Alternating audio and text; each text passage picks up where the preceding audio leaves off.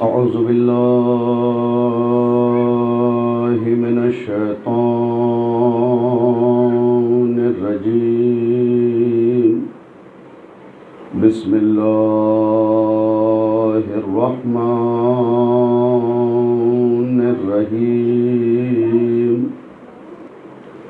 अल्हम्दुलिल्लाहि रब्बिल आलमीन।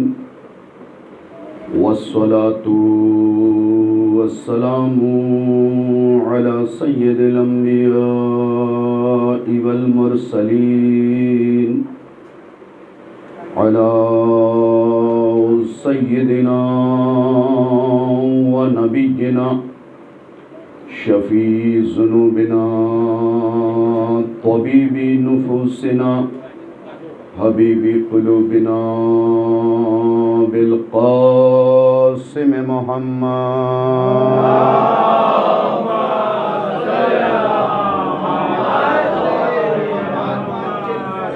वालिहि त्तय्यबीन अत्ताहिरीन अल-मासूमीन अल-मज़लूमीन वलअनतुल्लाहि अला अअदाइहिम अजमईन गासिबी हुकूक़िहिम मुनकिरी फ़ज़ाइलिहिम व मनाक़िबिहिम व अतशिहिम व विलायतिहिम व असरारिहिम।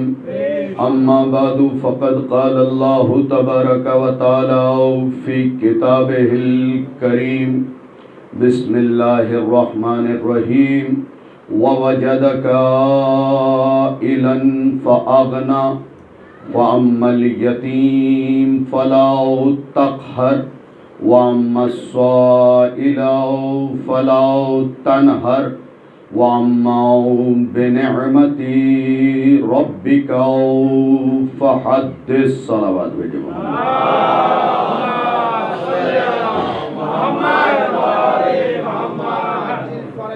सामीन गिरामी क़द्र, हाज़रीन मजलिस, इंतहाई अहम तारीख़ है ये रमज़ानुल मुबारक की 10वीं शब। यकीन जानिए ये वो तारीख़ है कि कायनात में जितनी भी बारगाहें और मस्जिदें हैं, अगर आज की शब वहाँ पे मजलिसें नहीं हो रही हैं तो इसका मतलब कि एहसान फरामोशी का ऐलान किया जा रहा है। बस हर जुमले की कदर कीजिएगा। ये मेरी अब्बास भाई का भी शुक्रिया अदा कर दूं और हालियान महाकाली का भी। ये मेरी कमाएगी है कि मैं ज़्यादातर अब मुंबई में मौजूद नहीं रहता। जब तारीख़ों में मौजूद रहता हूँ तो आपके बुलावे पे हाज़िर हो जाता हूँ। मौला आप सबकी तौफ़ीक़ात में इजाफ़ा फ़रमाए। और ये याद रखिएगा कि एक शाहिद नहीं, अगर 1000 शाहिद भी मुंबई छोड़ दें तो अज़ाए हुसैनी पे कोई फ़र्क नहीं पड़ना चाहिए। जब तक मैं महाज पे हूँ मैं लड़ता रहूँगा आखिरी सांस तक। एक ज़िंदगी क्या 1000 ज़िंदगी भी अहले बैत अता करेंगे तो हमेशा उन्हीं का खाया है, उन्हीं की गाऊँगा। आज जिस आयत की तिलावत का मैंने शरफ़ हासिल किया है, मेरा ये पैगाम जो मैंने पहले दिया है ना हुसैन भाई, ये पूरे अंधेरी तक पहुंचना चाहिए कि अगर किसी मस्जिद में और किसी बारगाह में आज की तारीख़ में मजलिस नहीं हो रही है तो एहसान फरामोशी का ऐलान हो रहा है। मस्जिदें खामोश नहीं हैं, बारगाहें खामोश नहीं होंगी, ये एहसान फरामोशी का ऐलान है। इसलिए कि ला इलाहा इल्लल्लाह है तो खदीजा की वजह से है। मैं अपनी जानिब से नहीं कह रहा हूँ, अगर मैं अपनी जानिब से कहूँ यहीं अपनी ज़बान काट के फेंक जाऊँगा, दोबारा फिर कभी जिक्र नहीं करूँगा। मोहम्मद अरबी ने कहा मा कामल इस्लाम वलस्तकामा इल्ला बिसरवत खदीजा व सैफ अली। इस्लाम खड़ा नहीं होता अगर खदीजा का माल ना हो, अबू तालिब की आल ना हो।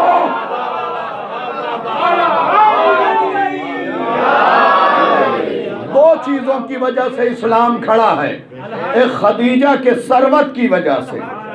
खदीजा ने माल दिया है तो इस्लाम खड़ा है, और अबू तालिब ने आल दिया है तो इस्लाम खड़ा है। माल खदीजा और आले अबू तालिब। तो मैंने सोचा कि कुरान से कोई ऐसा कसीदा निकाला जाए। कुरान है क्या मेरे बच्चों? इतने गौर से क्यों देख रहे हो मुझे? कुरान अहले बैत के कसीदे की किताब का नाम है।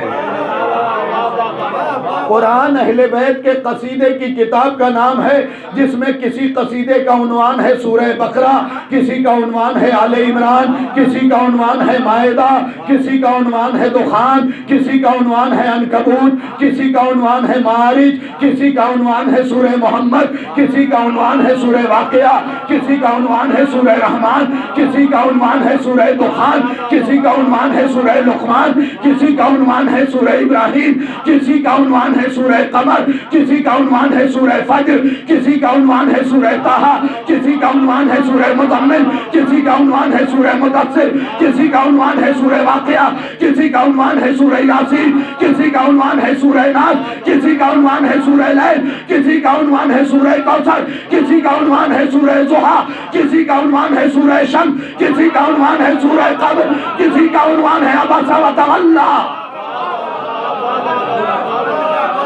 ये सब उन्वान है, ये सब उन्वान है अहले बैत के कसीदे की किताब। तो मैंने सोचा कि क्यों ना दोहरी जात है, एक अबू तालिब की आल, एक खदीजा का माल। देखिए नमक हराम हर दौर में रहे हैं। भाई जरा सा जुमलों की कद्र कीजिएगा। नमक हराम हर दौर में रहे हैं। कोशिश कीजिए कि आप जिसका नमक खा रहे हैं उससे नमक हलाली हो जाए, और नमक हलाली का सबूत ही ये महफिल और मजलिसें हैं। ये महफिल और मजलिसें नमक हलाली का सबूत है। तो मैंने सूरह ज़ुहा तरतीब ज़ाहिरी के एतबार से, किसी को भी शक हो यही मौजूद हो, कुरान उठा सकता है। तरतीब ज़ाहिरी के एतबार से 93 नंबर पे ये सूरा है। कितने नंबर पे? हाँ 93 नंबर पे ये सूरा है। इससे पहले 92 सूरे नाजिल हुए। बेटा वहीं बैठ जाओ, शाबाश। टेक लगाने की उम्र अभी तुम्हारी नहीं है। एक सलावत भेजे मोहम्मद वाले।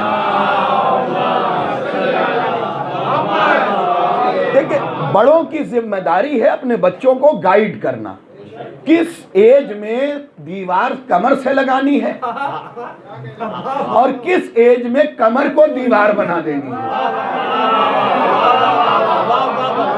है, ये तय करना बुजुर्गों की जिम्मेदारी है।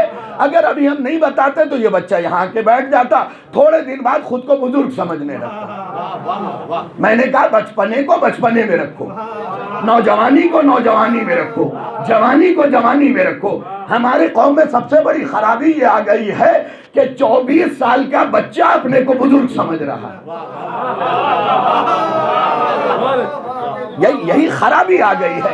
तो सूरह ज़ुहा 93 नंबर पे, इससे पहले 92 सूरे नाजिल हुए। बेटा ये बंद कर दो, शाबाश। हाँ 92 सूरे और नाजिल हुए। 93 के बाद बचते कितने? 7, और उधर 14। तो 14 और 7 को मिलाएंगे तो क्या होगा? 21 सूरे इस सूरे के बाद नाजिल हुए। इस सूरे में एक रुकू है, 40 कलेमात हैं, 192 हुरूफ हैं। मेरे हाफजे के लिए जरूर दुआ कीजिए। 40 कलेमात, 192 हुरूफ। इस सूरे में एक रुकू है। ये सूरा मक्के में नाजिल हुआ है। मक्का वही जगह है जहां अबू तालिब रहते थे। तवज्जो किया होता। हाँ जरा सुनने वाले करीब हो जाएं मुझसे, इसलिए कि जो बुजुर्गान है वो जानते हैं कि मैंने कभी भी मजमा देख के तकरीर नहीं किया। ये मेरी आदत रही है। 4 बंदे भी हैं तो कलेजा हथेली पे रखना है, और 4000 भी हो तो दिल निकाल के हथेली पे ही रखना है। इसलिए कि ये दिल कल भी अली का था, आज भी अली का है।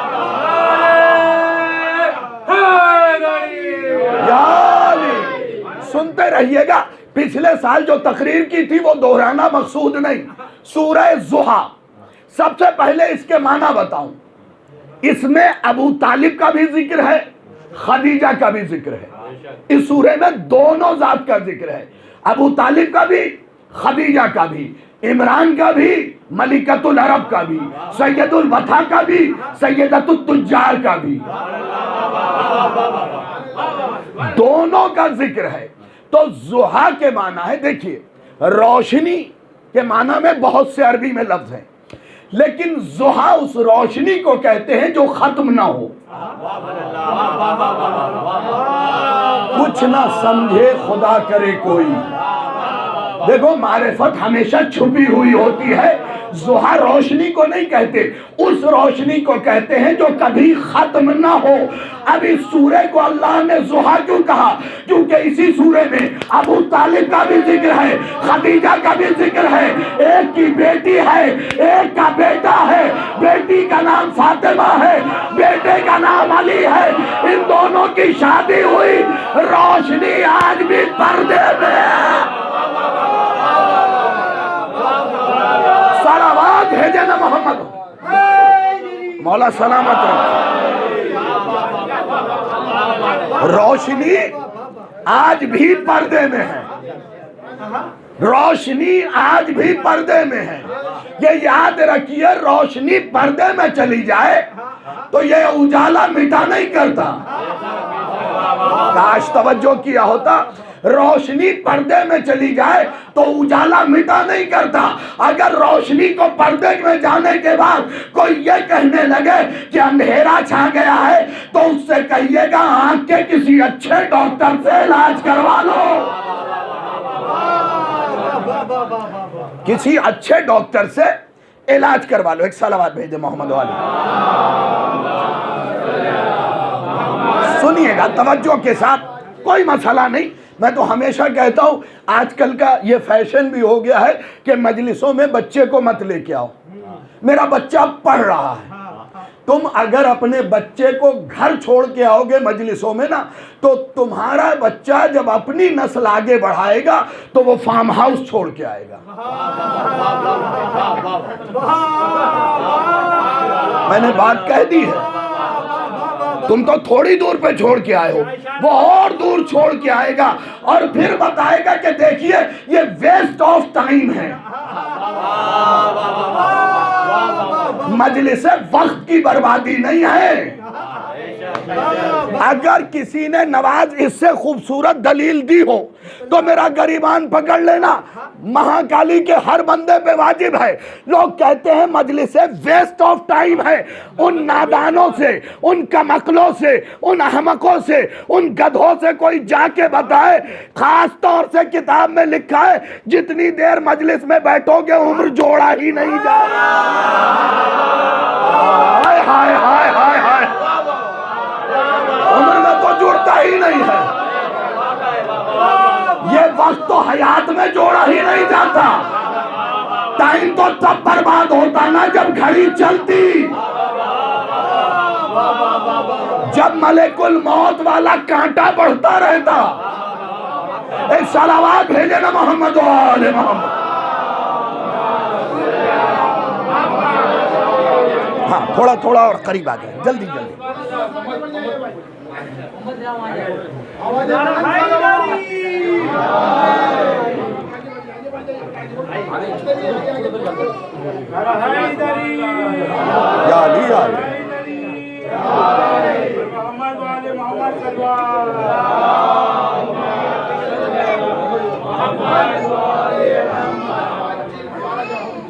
हाँ, तो दलील याद रह जाएगी ना कि वक्त की बर्बादी तब लिखा जाए जब वक्त आगे बढ़ रहा हो।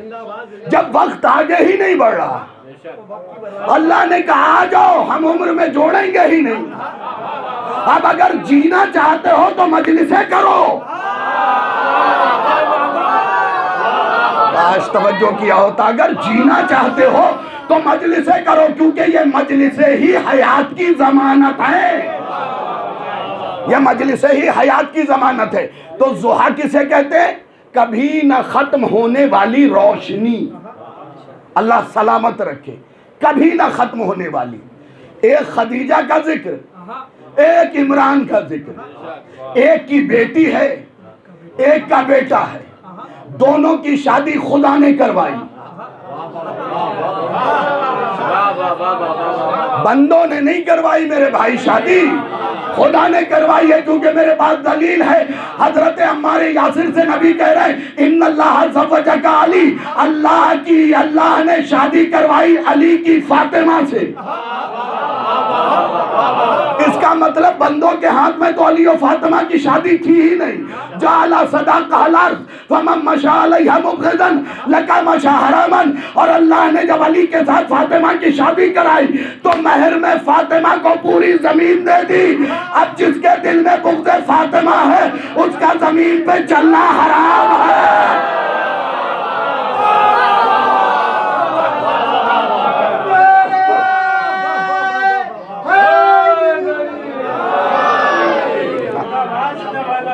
अब एक जुमला, चूंकि बंबई में पढ़ रहा हूं इसलिए बंबई वाले बैठे हुए हैं, तबीयत सब आसानी से जानते हैं। हमारे यहाँ क्या होता है, मिसाल के तौर पे बंबई की हालत बता रहा हूं। सारी जमीन अल्लाह ने क्या की है, फातिमा को, लेकिन हमारे यहाँ चौल के आगे पहले एक पत्थर रखा, उस पे टब। बंबई की फितरत बता रहा हूँ, सही बता रहा हूँ ना, जो पुराने रहने वाले वो जानते हैं। चौल का रूम जो है बाहर वाला, उसके बाहर पहले एक पत्थर बिछाया, फिर उस पर टब रखा, फिर उस पत्थर को अंदर लिया। मेरे बच्चों ये याद रखो, सारी जमीन फातिमा की है। काश तवज्जो किया होता, सारी जमीन सैयदा की है। एक सलावत भेज दे मोहम्मद वाले। ये बातें भी बताना जरूरी है। जमीन जितनी भी है वो फातिमा की है, सिर्फ फदक फातिमा का नहीं है, सारी जमीन फातिमा की है। भाई तवज्जो अगर होगी तो बात की कदर होगी। ये जितने हम रह रहे हैं, बंबई वासी हो या गैर बंबई वाले, सब जमीन पे कब्जा किए हैं। आप कहेंगे मौलाना 7/12 मेरे नाम पे है। रौनक, 7/12 मेरे नाम पे है, तलाटी ऑफिस में जाके देख लीजिए, मेरे अब्बा का नाम लिखा हुआ है। मैं आपसे पूछूंगा, ये बताइए आपके अब्बा ने किससे लिया? क्या कहते? उनके अब्बा ने किससे लिया? उनके अब्बा ने किससे लिया? फिर जमीन तो अल्लाह ने बनाई है, वो बंदा दिखाइए जिसने अल्लाह से खरीदा हो। भाई तवज्जो चाहिए मुझे, वो बंदा बताइए जिसने अल्लाह से खरीदा हो। तो कायनात में कोई बंदा ना मिलेगा जिसने अल्लाह से खरीदा हो। और मैं तुम्हें खरीदार दिखाता हूँ। जब अली की शादी फातिमा से हुई, अल्लाह ने कहा मैंने सारी जमीन फातिमा को दे दी। अब औलाद फातिमा का जिक्र करते रहो, जमीन हलाल करते रहो। यही है जमीन हलाल बनाने का तरीका, यही है जमीन हलाल बनाने का तरीका कि औलादे सैयदा का जिक्र करते रहो, ताकि जमीन तुम्हारे लिए हलाल हो जाए। वरना किसी के बाप ने अल्लाह से नहीं खरीदी। भाई जुमला जबान की नोक तक आ गया है। भाई साहब जुमले में जलाल भी तो देखिए, किसी के बाप ने अल्लाह से नहीं खरीदी। हाँ, हुसैन की अम्मा ने ले लिया।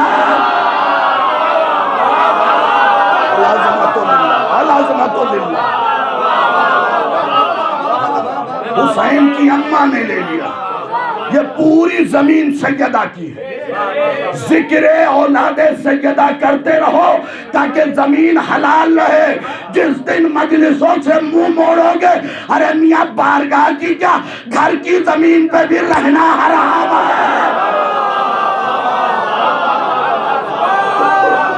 सलावत भेजे मोहम्मद वाले मोहम्मद।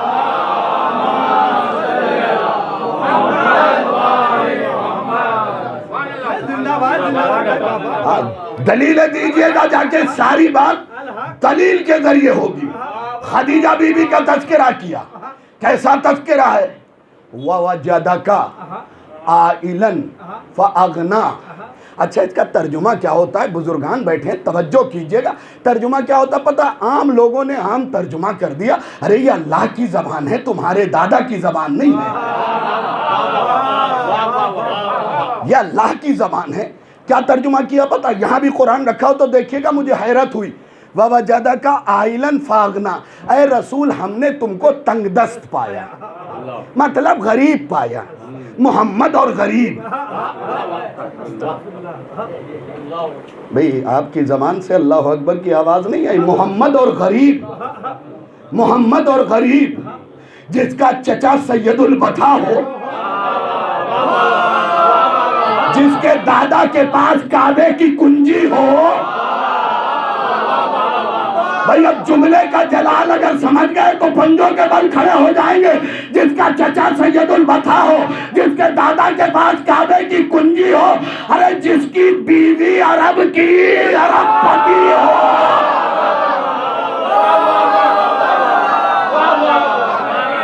वो मोहम्मद गरीब, यानी वो मोहम्मद गरीब, वो मोहम्मद गरीब। ये कहानी तुम्हें किसी फकीर ने सुनाई होगी।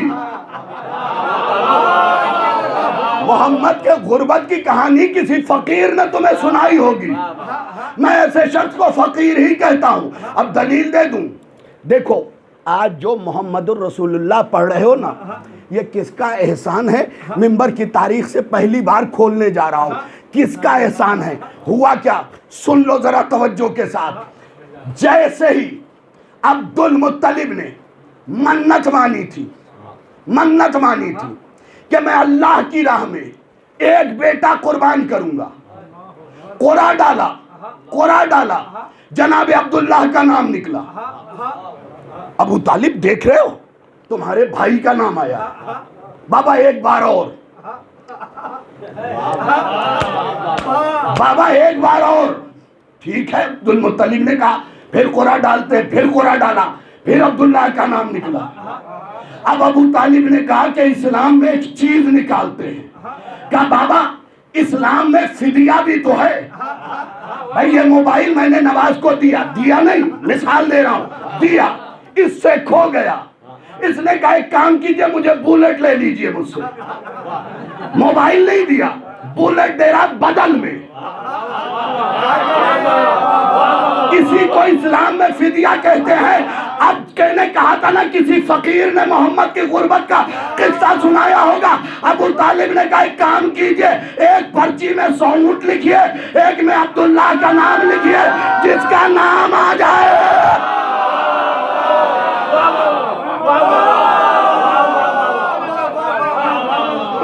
बात मेरे भाई दुम्बे की नहीं है। तुम्हारे कोई बीमार पड़े, काला बकरा ज़िबा कर दो, हमारी औकात ही इतनी है। अबू तालिब ने कहा 100 ऊंट। 100 ऊंट जानते हो, मैं तुम्हें बता देता हूं, जिस पे मुसलमानों की मम्मी बैठ के जंगे जमल में आई थी।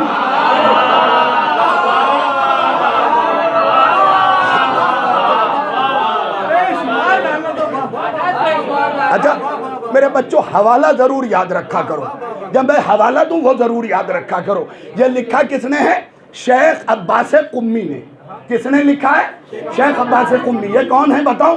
रईसुल मुहद्दिसीन और मफातिहुल जनान से जो दुआ पढ़ते हो, ये इन्हीं की लिखी हुई किताब है। इन्होंने अपनी किताब में लिखा कि जिस पे बैठ के मुसलमानों की छोटी मम्मी, भाई कभी कभी लफ्ज पे गौर किया कीजिए, शाहिद की लफ्ज़ें बड़ी कीमती होती हैं। मुसलमानों की छोटी मम्मी। पता है अब्बास भाई, इस दौर में इतने कमीने लोग पैदा हो चुके हैं हमारे शियों में, जो ये कहते हैं देखिए बुरा ना कहिए, अम्मी लगती हैं वो, अम्मी लगती है। एक जुमला मैंने चुभता हुआ यूपी के गांव में पढ़ा था कि मियाँ शौक से अम्मी कहो, लेकिन इतना याद रखना कि अम्मी के अब्बू नाना लगेंगे और नाना को 9 को जलाएंगे।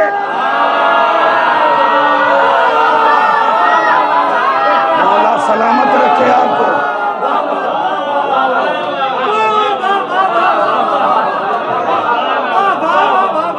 शौक से नाना कहो, हमारा क्या बिगड़ रहा है? बहुत दूर तक बात चली बहुत बहुत दूर तक जाएगी। तो मुसलमानों की मम्मी जिस पे बैठ के आई थी, शेख अब्बास कुम्मी ने अहसनुल मकाल में लिखा है कि उस ऊंट की कीमत 200 दीनार थी। कितनी? 200 दीनार। मैं अपने बच्चों को बता दूं कि बेटा 200 दीनार क्या होता है। 1 दीनार 10 ग्राम सोने का। 10 ग्राम सोना मतलब 1 तोला। अच्छा, ये तोला आप समझे ना समझे, माले पे जरूर समझ गए होंगे, इसलिए कि ये पेट काट सकती हैं लेकिन अंगूठी जरूर बनवाएंगी। हाँ, सोने से औरतों को एक अलग मोहब्बत है। 2 रोटी कम चलेगी लेकिन पेंडेंट होना चाहिए, कान में बुंदे होने चाहिए। ये हमेशा याद रखो। मैं अक्सर एक जुमला कहता हूं, मेरी माओ बहनों, वो जेवर क्यों बनवाती हो जो सेफ में सेफ रह जाए। मैं देखता हूं कि मर्द अगर हाकिम है तो उसकी अक्ल कितनी तेज है। वो जेवर क्यों बनवाती हो जो सेफ में सेफ रह जाए। करबला जाके खाके शिफा का जेवर लाओ जो कब्र में भी साथ जाए। कब्र में भी साथ।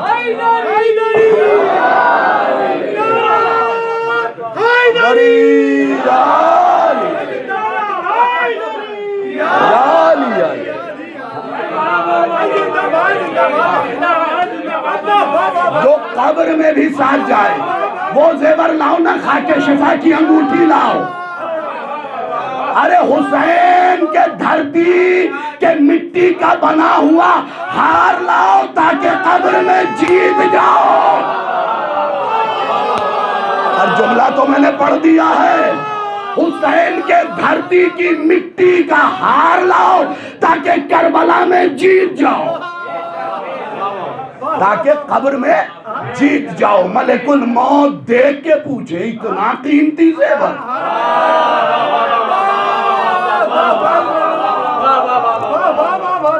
मैं अपनी माँ बहनों से भी कहूंगा कि देखो, पैसा बचा के जेवर मत बनवाओ, करबला जाओ, करबला जाओ ताकि तुम्हें पता चले हुसैन ने जन्नत बनाई कैसे है। ताकि तुम्हें पता चले कि हुसैन ने जन्नत कैसी बनाई है। अपने घर औलाद होने पे ससुराल वालों से सोने के जेवर का नेग मत मांगो, बल्कि ससुर के हाथ में दे के कहो मुझे भी करबला भेज दे, इसे भी करबला। ये है असली नेग, ये है असली तोहफा, ये है हुसूल हासिल, ये है हुसूल हासिल। कभी कभी मैं बात से दूर नहीं गया हूं। ये 9 लाख के लश्कर के सामने हजरत अली अकबर अपनी नानी खदीजा का जिक्र करके पीछे पलट के देखते हैं और पहली बार करबला की धरती पे मुस्कुराते हैं और उस मुस्कुराने में कहा, बाबा मैंने नानी का नाम लेके नमक हरामों को नमक याद दिलाया।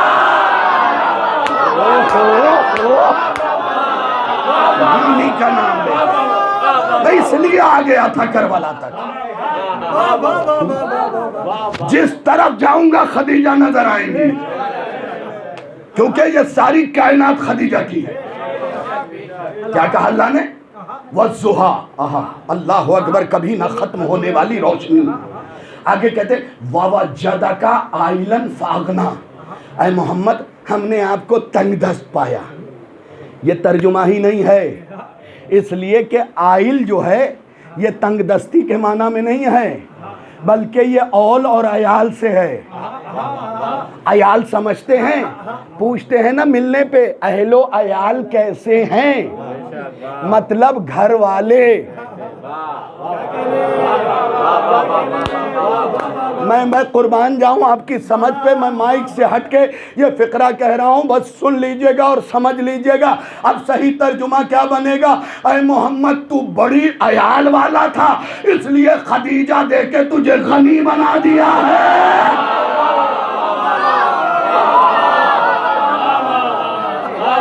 मोहम्मद की अयाल सिर्फ फातिमा नहीं है, बल्कि ये सारी कायनात भाई अल्लाह जाने लोग मुझे यूं घूर घूर के क्यों देख रहे हैं। अली की शान में 1000 हदीस मजमा जहानी ईरान से छपी है, उसमें नबी फरमाते सारी कायनात अयाल है। नबी ने फरमाया या अली तुम और मैं इस उम्मत के बाप हैं।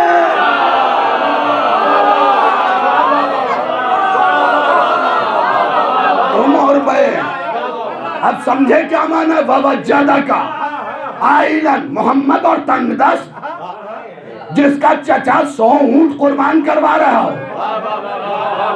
मोहम्मद के बाबा पे। इंसाफ से बताओ, अगर अबू तालिब ने मशवरा नहीं दिया होता तो अब्दुल्ला ज़िबा होते, अब्दुल्ला ज़िबा होते तो मोहम्मद इस कायनात में नहीं आते। इसका मतलब मोहम्मदुर रसूलुल्लाह पे एहसान है अबू तालिब का। ओ हो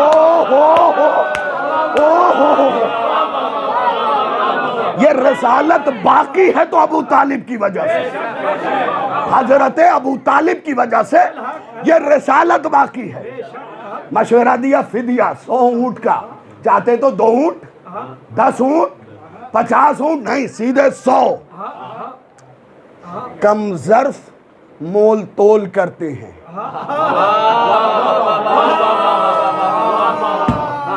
भाई फिक्रा तो मैंने पढ़ दिया है, कम ज़र्फ मोल तोल करते हैं। जो आला ज़र्फ होते हैं ठीक है, मुकद्दर थोड़ी ले जाओगे, मुकद्दर थोड़ी लेके चले जाओगे, ले जाओ सीधा 100 ऊंट।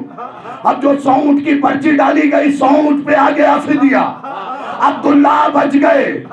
तो सिर्फ अब्दुल्ला को मोहम्मद ने नहीं बचाया, मोहम्मदुर रसूलुल्लाह को बचाया, फातिमातुज़ ज़हरा को बचाया, इमाम हसन को बचाया, इमाम हुसैन को बचाया, इमाम सज्जाद को बचाया, इमाम बाकिर को बचाया, इमाम सादिक को बचाया, इमाम मूसा काज़िम को बचाया, इमाम अली रज़ा को बचाया, मोहम्मद तकी को बचाया, अली नकी को बचाया, हसन अस्करी को बचाया, हादी है कि आखिरी को।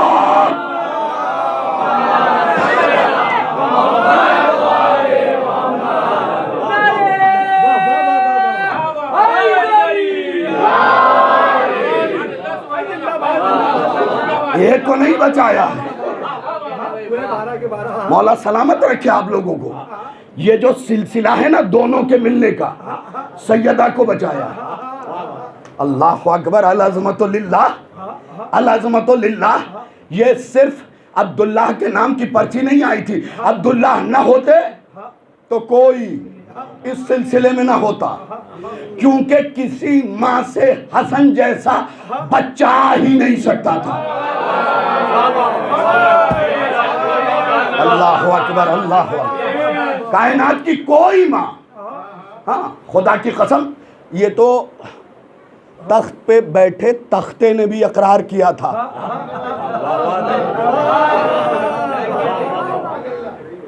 दूसरे नंबर वाले ने कहा था ना, अजेज़तिन निसा अंतुलिदना मिसलो अली इब्न अबी तालिब, औरतें सारी की सारी आजिज हैं अली जैसा बच्चा पैदा करने से। आजिज है, पैदा ही नहीं कर सकती। तो बेवकूफ, जब तेरी अम्मा अली जैसा बच्चा पैदा नहीं कर सकती तो वो चरवाहे की औलाद अली के मुकाबले पे क्यों आ गया है?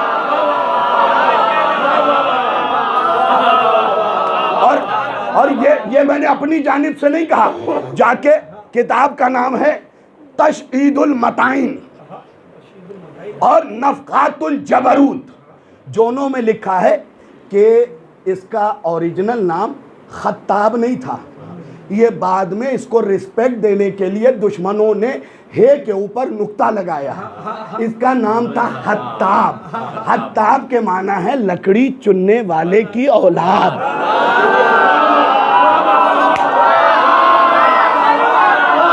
जो पहुंच गए मैं उन्हें सलाम कर रहा हूँ। लायक सलाम है आप, लायक सलाम है आप।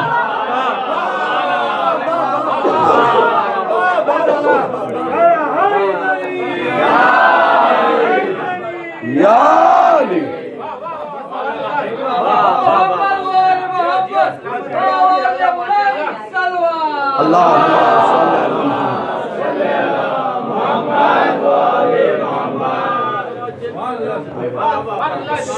सुनते सुनते मौला आप लोगों को सलामत रखे, कभी किसी की नजर न लगे।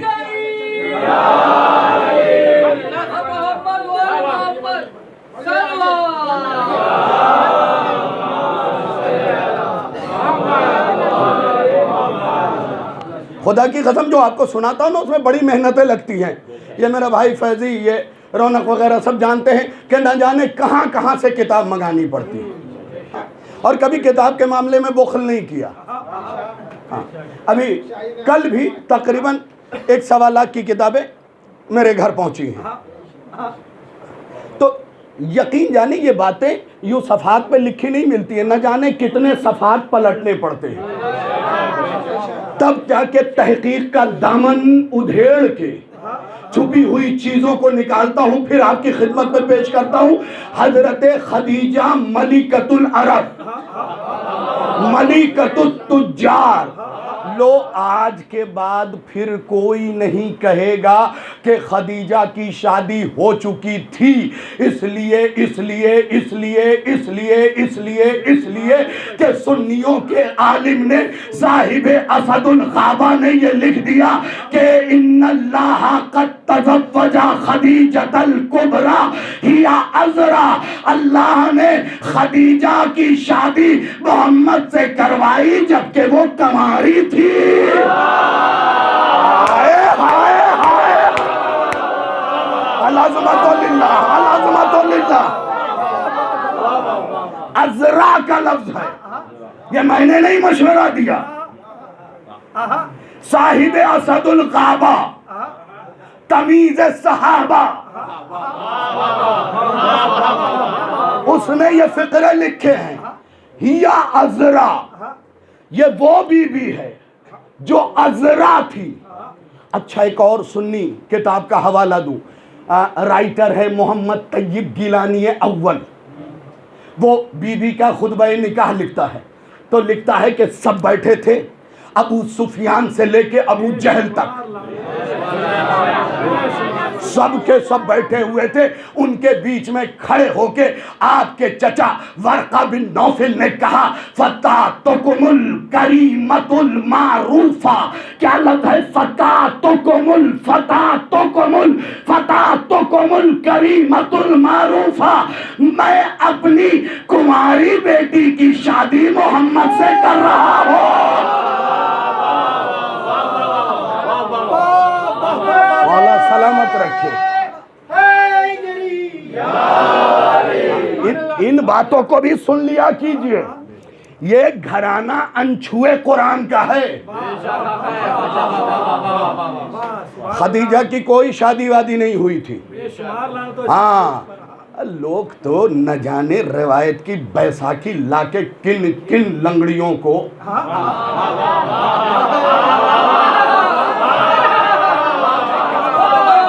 तारीख में शामिल कर चुके हैं।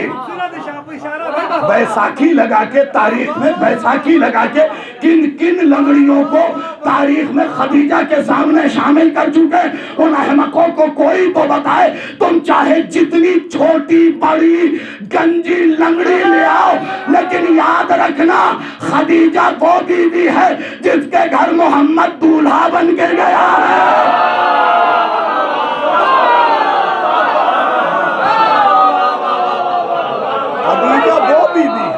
बीवी जिसके घर मोहम्मद दूल्हा बन के गया है।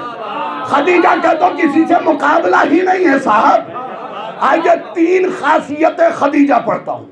3 खासियतें खदीजा ले आओ, ले आओ किसी को भी मुकाबले पे। देखिए मामला यह है कि जनाब खदीजा की मजलिस है, इसलिए इतना खुल के पढ़ रहा हूँ, इसलिए कि यहाँ पे सब खदीजा के नमकखार बैठे हैं।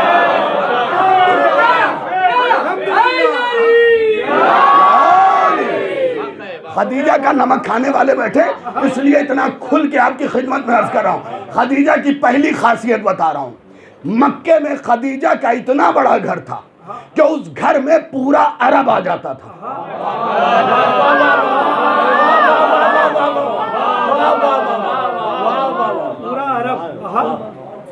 मैं भी कहाँ कहाँ कौन कौन सी बातें छेड़ देता हूँ।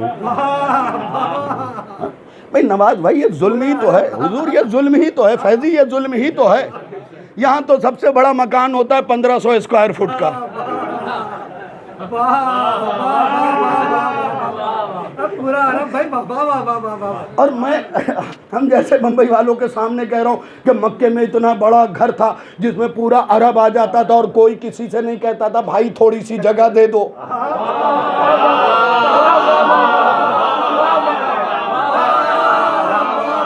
यहाँ सबसे बड़ा घर होगा 1500 स्क्वायर फुट या ज्यादा से ज्यादा 2500 3000। अब मैं बड़े लोगों की और काले धन वालों की बात नहीं कर रहा हूँ, काले धन वालों की बात नहीं कर रहा हूँ। अब किसी ने पैलेस बना रखा हो 2-3 वक्फ की जमीन पे,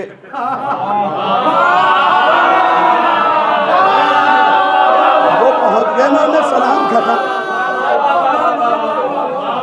बना ले कोई, उससे मुझे बहस नहीं है, लेकिन सही तरीके से ज़्यादा 2000-3000 स्क्वायर फुट में 1500 1200 800 ये मसला है। ज़्यादा से ज़्यादा जो शुरू होता है 300 400 500 से, उसके बाद 15 18 2000 तक ले जाइए, उससे आगे मत बढ़िए।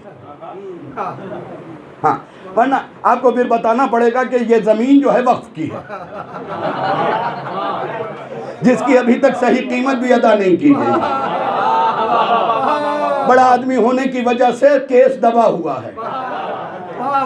तो मैं अब ऐसे लोगों के बीच, मतलब उसमें मैं खुद को भी शामिल कर रहा हूँ, ऐसे लोगों के बीच मैं पढ़ रहा हूँ कि मक्के में खदीजा का इतना बड़ा महल था कि पूरा अरब उसमें आ जाता था और कोई नहीं कहता था कि मुझे जगह दीजिए।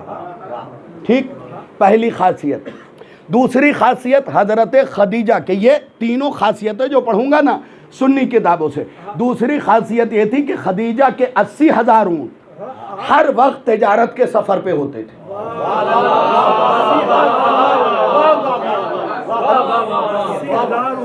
अब ये बच्चे बेचारे मुझे घूर घूर के देख रहे हैं, बेचारा हमारा भतीजा नवाज का बेटा भी देख रहा है मुझे गौर से कि ये अम्मू पता नहीं कैसी कैसी बातें कर रहे हैं, किस तरीके की बातें कर रहे हैं। मैं अपने बच्चों को बताऊं, बेटा जितनी कीमत यहाँ पे एक छोटे प्लेन की होती है ना, वही हैसियत अरब में ऊंट की होती है। अब समझ गए? हाँ, मैंने इसीलिए बताया था कि कीमत मैं तुम्हें बता देता हूँ कम करके। जिस ऊंट पे बैठ के वो अली से लड़ने आई थी, जो पहुंच गए, मैं उन्हें सलाम कर रहा हूँ, थी नहीं कहा, थी, क्योंकि मेरी अम्मी खदीजा है।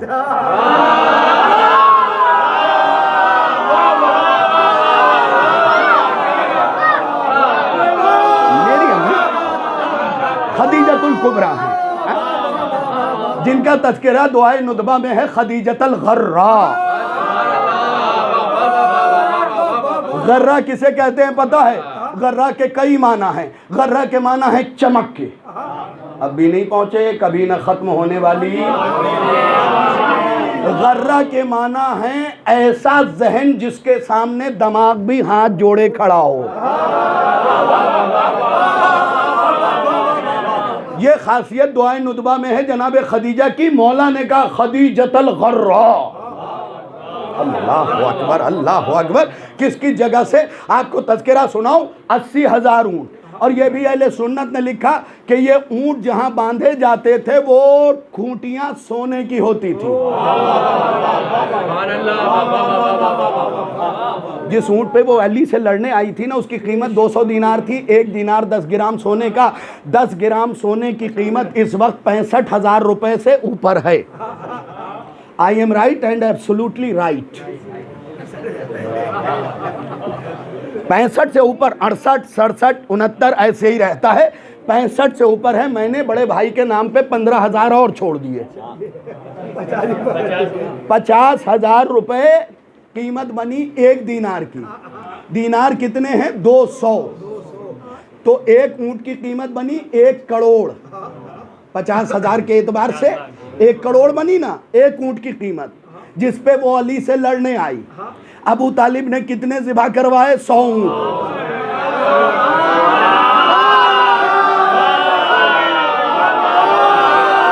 जो पहुंच गए मैं इन्हें सलाम कर रहा हूं। अरे जो मोहम्मद के बाप पे 100 करोड़ लुटा दे,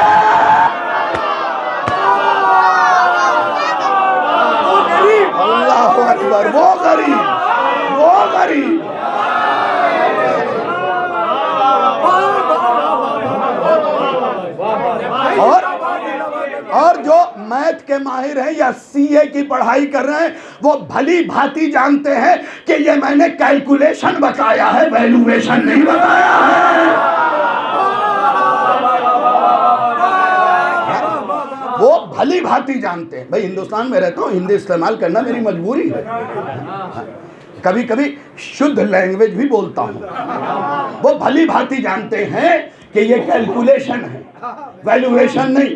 खदीजा को जो फौरन मोहम्मद अरबी ने दिया था वो क्या क्या था बताऊं?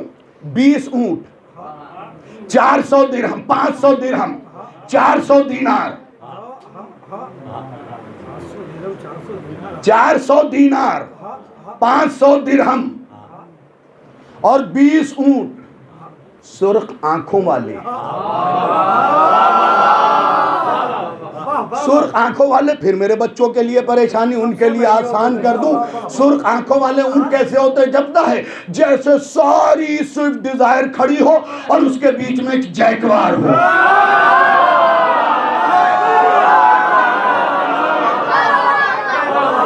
ये हैसियत। बच्चों को तो समझाना जरूरी है ना, वरना ये सोचेंगे कि पता नहीं शाहिद रिजवी क्या पढ़ के चला गया है। स्विफ्ट डिजायर के बीच एक जैकवार हो, देखने वाला दूर से पहचान लेगा कि नाकदरों के बीच खड़ी है।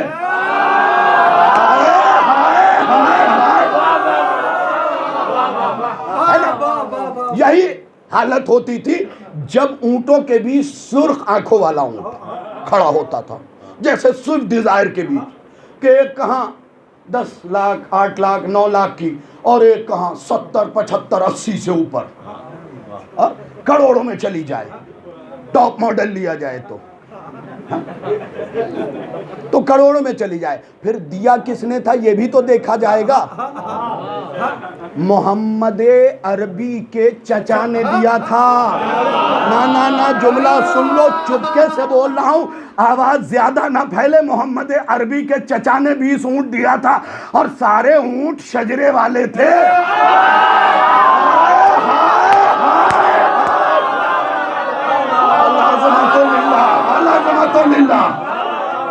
सारे ऊंट शजरे वाले थे।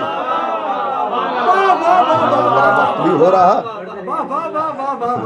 नहीं, सारे ऊंट शजरे वाले थे, क्योंकि अरब के यहाँ जानवरों के भी शजरे होते हैं।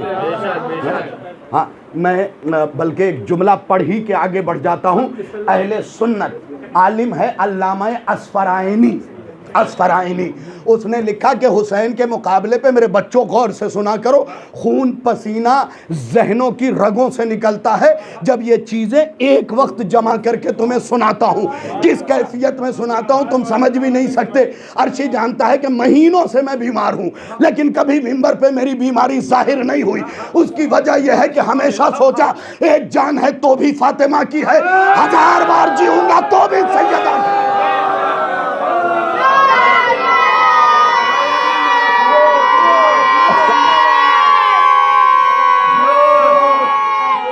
मौला सलामत रखे मेरे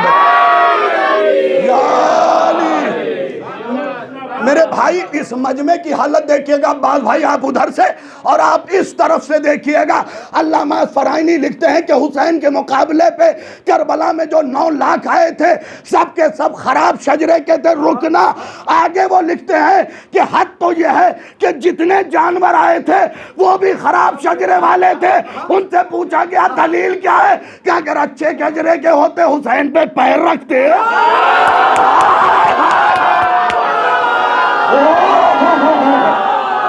अल्लाहु अकबर,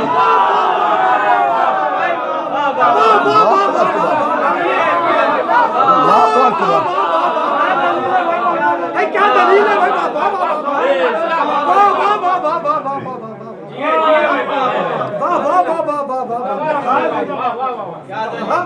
सुनते मुझे मिजाज में लाओगे तो मैं पढ़ूंगा। जिंदाबाद जिंदाबाद। मोहब्बत मौला सलामत रखे। हाँ, तुम रखे रहो, बाद में मैं तुमसे ले लूंगा। तोहफे में खातम मिला है, और वो भी अकीक, जिसने सबसे पहले अली वलीउल्लाह कहा। और ये तो सारे जानते हो कि मैं पैदा ही गदीर के दिन हुआ हूँ। तो मिजाज में बुखल तो है ही नहीं। असफराइनी लिखता है कि जानवर भी जो आए थे उस तरफ से वो मशकूक थे। उसका जुमला सुन लो, खुदा की कसम होता ना, अगर जिंदा होता तो इस एक जुमले पे शाहिद रिजवी खतीब अहले बैत होके उसकी जूती के नोक को चूमता। वो लिखता है तुम जानते ही नहीं कि उस तरफ के घोड़े क्या थे। खुदा की कसम फिक्रा अजीब है, सर झुकाने को दिल चाहता है। वो कहता है शिमर का घोड़ा घोड़ों का शिमर था।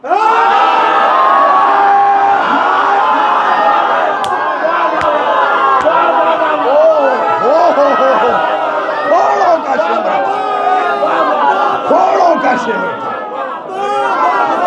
घोड़ों का शिमर था। समेटने की बारी भी आ गई मेरी। हाँ, क्या कि नहीं, वक्त जो अब मुअय्यन हो चुका है उसमें पूरा ख्याल रखा जाएगा। हाँ, मुझे सुनना है तो वक्त लेके मुझे बुलाइए, वरना मैं खुद मना करता हूँ, मत बुलाइए। ऐसा कोई खतीब नहीं होगा, हर खतीब चाहता है कि हर दूसरे दिन आऊँ, लेकिन मैं कहता हूँ मेरे आपके पास वक्त हो तो मुझे बुलाइए, नहीं है तो बिल्कुल मत बुलाइए। क्योंकि अहले बैत से और उनके फजाइल से डंडी मारना मुझे नहीं आता।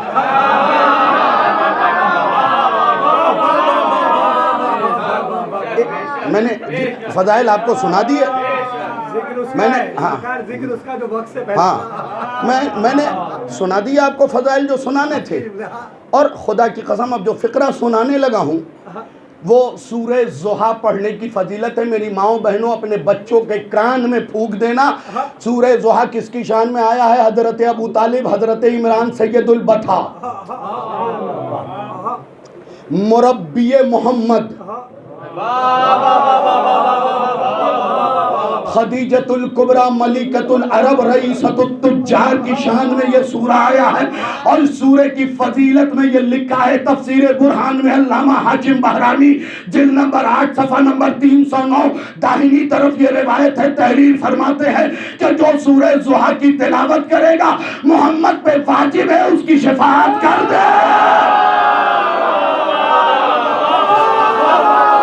मोहम्मद पे वाजिब है, मोहम्मद पे वाजिब है, मोहम्मद पे वाजिब है।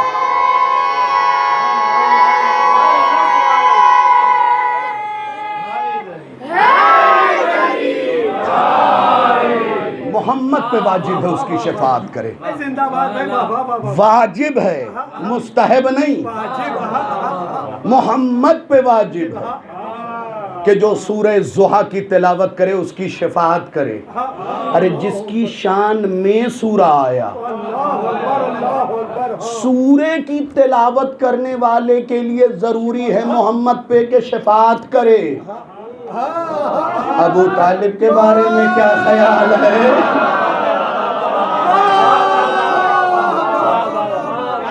खदीजा बीबी के बारे में क्या ख्याल है?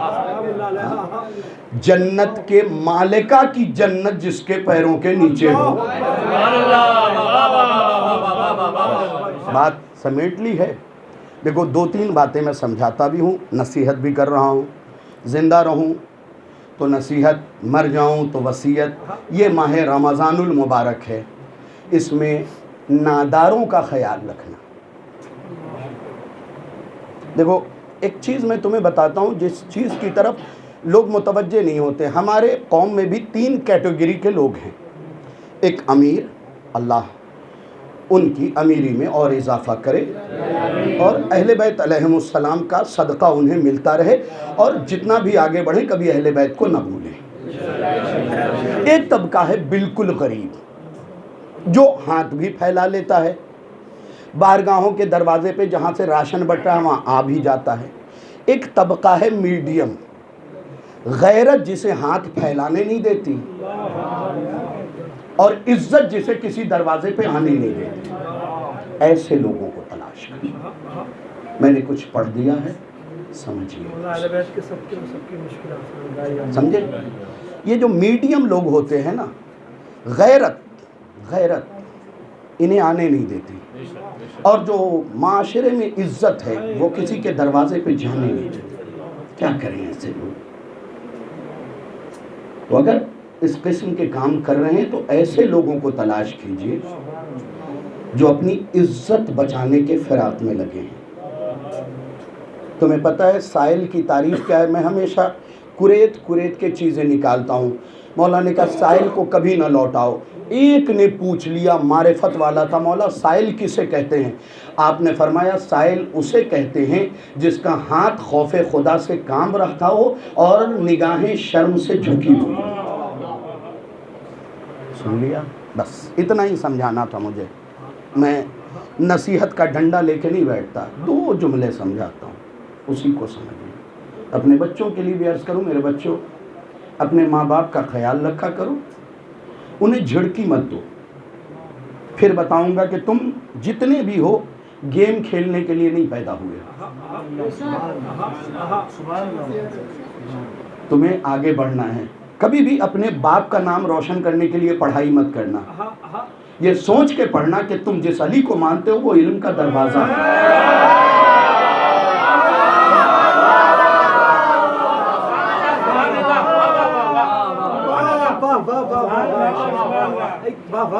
क्या सलीके से नसीहत है भाई। तुम जिस मोहम्मद अरबी को मानते हो वो इल्म का शहर है। कितना अली का दिल दुखता होगा अगर अपने चाहने वाले को अनपढ़ देखते हो। अली की आंखों से कोई छुप सकता है? कोई नहीं। तुम स्कूल बंक कर रहे हो, तुम्हारा बाप नहीं देख रहा है, लेकिन जो तुम्हारा असली बाप अली है ना वो देख रहा है। जैसे मोहम्मद ने कहा था मैं और अली इस उम्मत के बाप, हमारे बाप पे भी हुकूमत है अली की। देखो अली का चेहरा झुकाना मत मेरे बच्चों, मैं हाथ जोड़ के कह रहा हूं। तिजारत कर रहे हो खूब करो, तुम सेल्फियों के लिए नहीं पैदा हुए हो। हमारे माशरे में, मुंबई में तो वक्त नहीं, लेकिन यूपी के हालात हमने देखे हैं कि 18-20 साल के लड़के छोटे छोटे नेताओं के साथ घूम रहे हैं। आज भाई जी के साथ यहाँ, कल भाई जी के साथ वहाँ। तुम ज़रूरत बनो।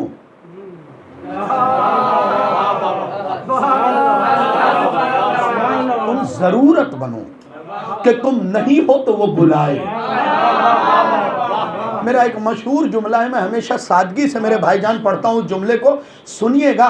मैं कहता हूँ अपने नौजवानों से, बच्चों से कि बेटा तुम ज़रूरत बनो, बिल्कुल वैसे ही जैसे खाने में नमक।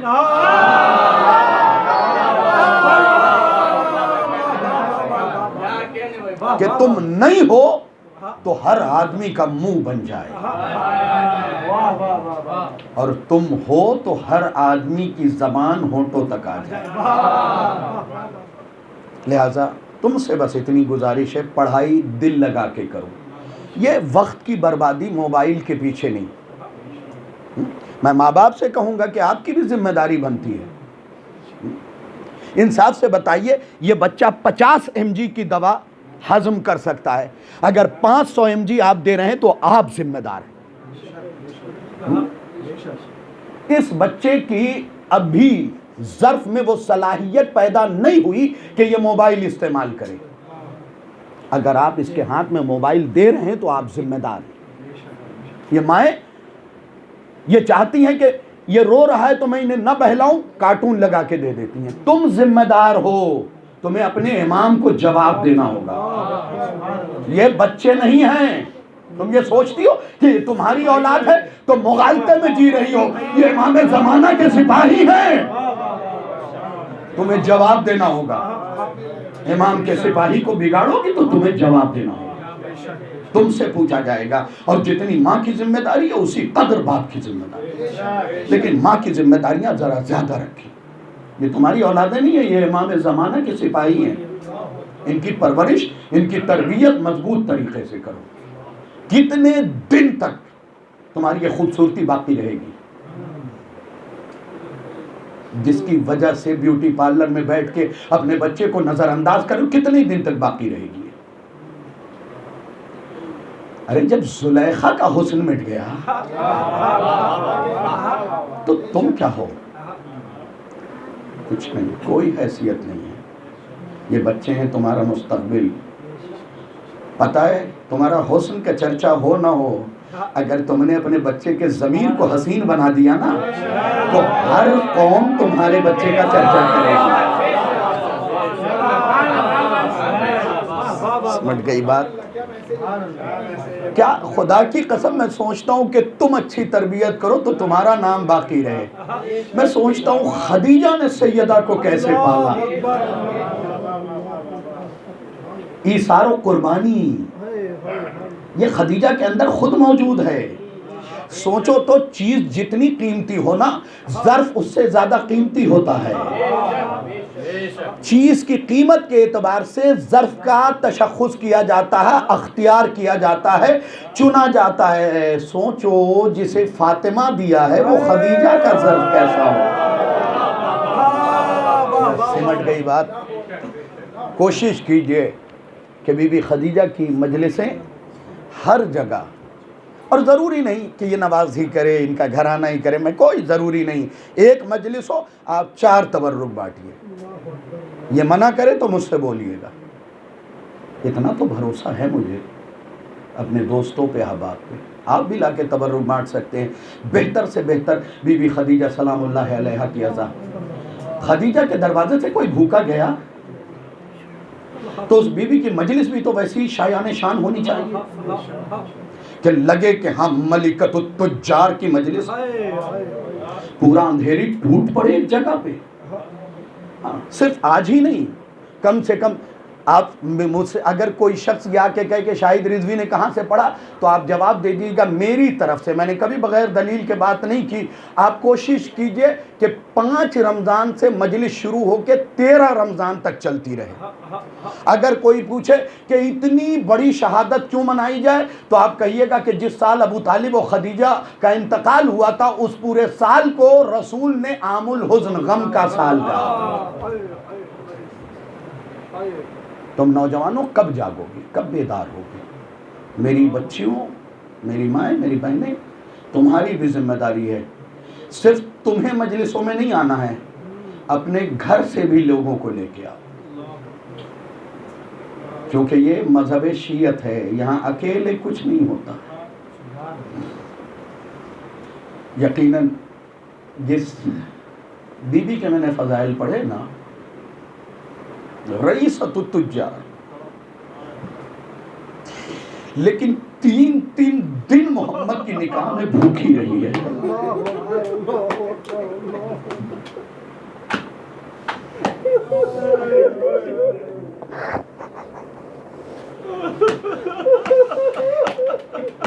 मोमिनात में ताबूत बरामद होगा बीबी खदीजा का।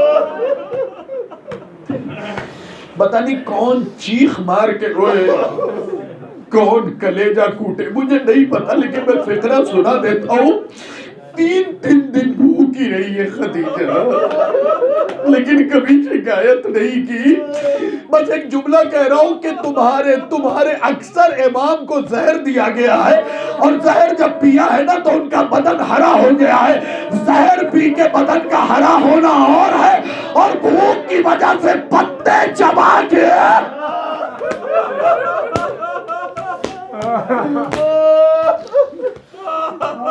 अज़ादारों चीख मार के रोया करो।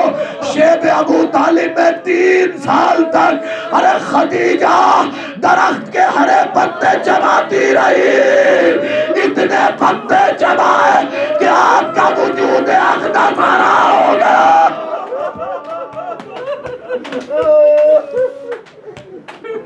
हाँ, यही हक के गिरिया है, यही हक के गिरिया है। ऊंची आवाज में गिरिया किया करो। अरे महाकाली वालों, आज उसके शहादत की शब है कि फातिमा कलेजा कूट के रो रही। सुनोगे? सुनो, आवाजों को रोको। मसाइब का एक जुमला सुन लो, ज्यादा तवील अरीज मसाइब नहीं पढ़ूंगा, शहादत की शब है, लेकिन एक जुमला सुन लो बस। जब बीबी का वक्त आखिर आया ना, तो रसूल इस्लाम आए। खदीजा, खदीजा जी वाली हमारी खदीजा, बड़ी तकलीफ हुई है तुम्हें। भाई फिक्रा सुनना, अज़ादारों, बड़ी तकलीफ हुई है तुम्हें, मैंने कुछ न रख सका तुम्हें, वैसी जिंदगी न गुजार सका जैसे गुजारनी चाहिए। खदीजा कुछ चाहिए तो बताओ, अज़ादारों रोने के लिए आमादा रहेगा। खदीजा ने कहा या रसूल अल्लाह मुझे कुछ नहीं चाहिए, बस कभी फातिमा के आंख में आंसू ना।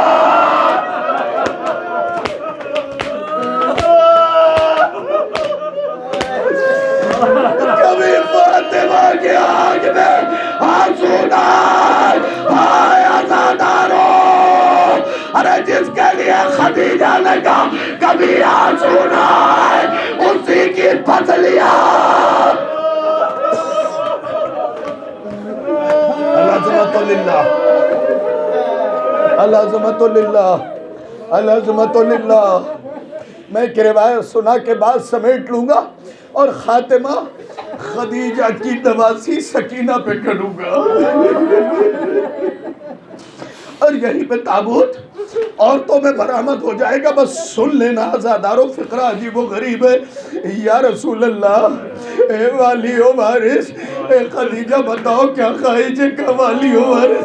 कभी फातिमा के आँख में आंसू ना आए, कभी फातिमा के आँख में आंसू ना आए। अरे खदीजा ने जिसकी वसीयत की थी उसी के दरवाजे पे आग और लकड़ी। या रसूल अल्लाह, फरियाद है फरियाद। बस आखिरी जुमला है, आखिरी 1 मिनट। बहुत मसाइब पढ़े, अपने गिरिया किया। अल्लाह इन आवाज़ों पर रहमत नाजिल करे। खदीजा, और कोई ख्वाहिश है? या रसूल अल्लाह, सुनना अज़ादारों, बड़ी आहिस्तगी से मैं ये फ़िक्रा मसाइब का पढ़ने जा रहा हूँ। या रसूल अल्लाह, हाँ हाँ खदीजा बोलो, कभी तुमने कोई ख्वाहिश नहीं की? खदीजा बोलो। या रसूल अल्लाह, मुझे अपना एक कुर्ता दे दीजिएगा, मैं कफन के अंदर उसे पहनना चाहती हूँ। अज़ादारों तुम समझे नहीं। या रसूल अल्लाह, एक कुर्ता दे दीजिएगा, मैं कफन के अंदर पहनूंगी। ए बीबी खदीजा, आप मोहम्मद का कुर्ता मांग रही है? हाय आपका हुसैन पुराना कुर्ता पहन के गया, दुश्मनों ने।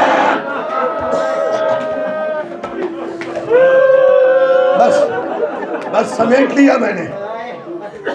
आप कफन के साथ साथ आखिरी फिक्रा है। आवाज़ों को रोको, मैं चाह रहा हूं कि तुम मसाइब का ये फिक्रा सुन लो, घरों तक रोते हुए जाओगे। मेरा वादा है, ये अब्बास के अलम को पकड़ के कह रहा हूँ, जब जब तुम्हें फिक्रा याद आएगा तब तब तुम्हारी चीख निकल जाएगी। यहाँ महाकाली के मोमिनीन खुद कहेंगे, शाहिद रिजवी मसाइब का वो फिक्रा याद आया था, मैं बेसाख्ता रोने लगा। फिक्रा सुन लेना। बीबी, आप कफन के साथ साथ कुर्ता भी मांग रही हैं। आइए आपकी नवासी का एक वाकया सुनाता हूँ। अरे जब यजीद ने आज़ादी दी, बीबियों का सामान लौटाया गया, तो उस सामान के साथ एक नन्ही सी चादर। अज़ादारों, सरो सीना पीट के रोया करो, नन्ही सी चादर। अब जरा रुको, सुन लो मसाइब के फिक्रे। नन्ही सी चादर भी थी, ये तुमने सबने सुना। सबने अपनी अपनी चादर उठा ली, एक नन्ही सी चादर रह गई। बीबी ज़ैनब ने कहा, चलो चलो चादर उसे देते हैं जिसे चादर की बड़ी तमन्ना थी। ना, रुक जाओ, आराम से गिरिया करेंगे। हाँ, बिलक बिलक के रोएंगे, चीख चीख के रोएंगे। एक सिरा सैयद सज्जाद ने पकड़ा, एक ज़ैनब ने पकड़ा, एक रबाब ने पकड़ा, एक उम्मे कुलसूम ने पकड़ा। चारों ने चादर पकड़ के कब्रे सकीना पे चादर लाके डाला। अरे सरो सीना प्यारा ना करो, कब्रे सकीना हिलने लगी। आवाज आई, अम्मा यहाँ के बाद करबला जाइएगा। हाँ बेटी जाऊंगी, का फिर चादर उठा लीजिए। बेटी को का मेरे पापा के लाशे पे डाल दीजिएगा। जब मैं चली थी तो लाशा